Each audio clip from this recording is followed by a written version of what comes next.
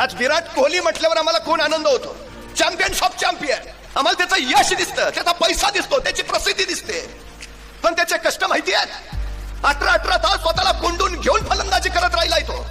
दिल्लीच्या फिरोजशाह कोटला मैदानावर दिल्ली विरुद्ध कर्नाटकची क्रिकेट मॅच चालली आहे आणि अचानक खेळता खेळता निरोप आलाय तुझे वडील मरण पावलेत. तर विराट कोहली तसा घरी आलाय. आईला विचारलाय काय करू. आई म्हटली या क्षणी तुझे वडील असते तर त्यांनी तुला काय सांगितलं असतं.